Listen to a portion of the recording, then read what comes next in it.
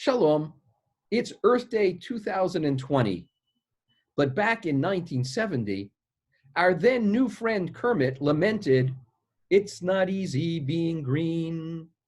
For Kermit, being green meant being undervalued and overlooked because he was the color green, that he too easily blended in with so many other ordinary things and thus went unnoticed by people. In many ways, Kermit could be seen as a personification of the earth itself, feeling underappreciated and taken for granted.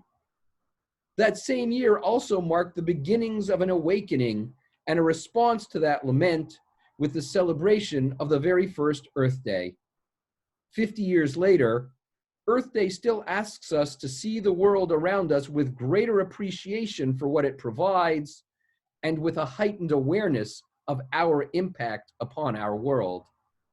As part of my own preparation for Earth Day 2020, I signed a climate action pledge for clergy stating that, in honor of Earth Day, I pledge to speak publicly about climate action as a moral, religious, or justice issue in the year 2020, with the ultimate goal of creating a global movement for healthy and safe communities for all of God's creation. As a first step in fulfilling that pledge, I share with you this reflection based on the teaching of Rabbi Samson Raphael Hirsch. Rabbi Hirsch, writing in the first half of the 19th century, articulated an understanding of the nature of creation as well as our role in the world. Hirsch writes, "It was not with just one word, one summons of creation that the Almighty brought this world into being, the whole of it and every detail, for if it had been created in this manner, everything would be directly dependent upon God's word for its existence, for its life and functioning. Instead, God called forth his world into existence in 10 stages.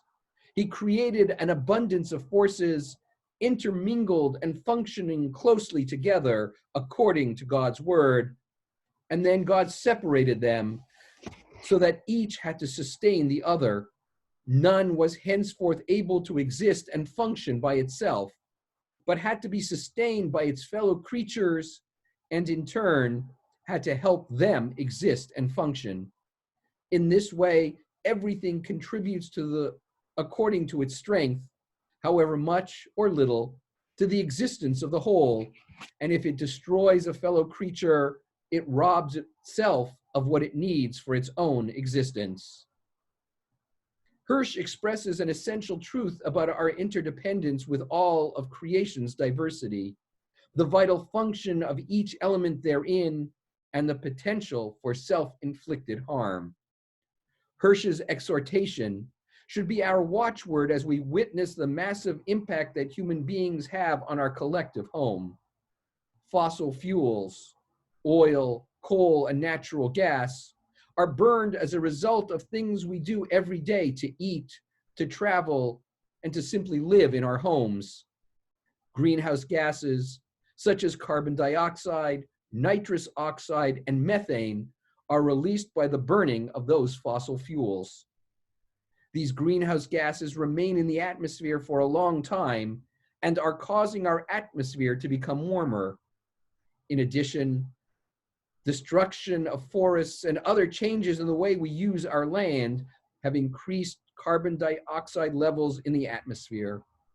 The rise in atmospheric greenhouse gases parallels the rapid rise in the Earth's surface temperature during the very same period of time.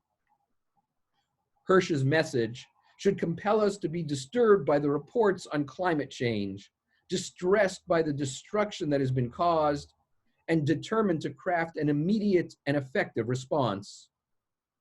An unanticipated effect of the global pandemic's limitations on our expelling greenhouse gases has shown the capacity of our planet to heal.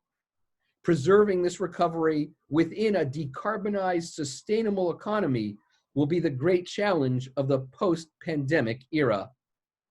This painful period has given us a clear view of human impact on the environment and a glimpse of what we can achieve collectively when we put forth our best effort, our creativity, our innovation, and our imagination.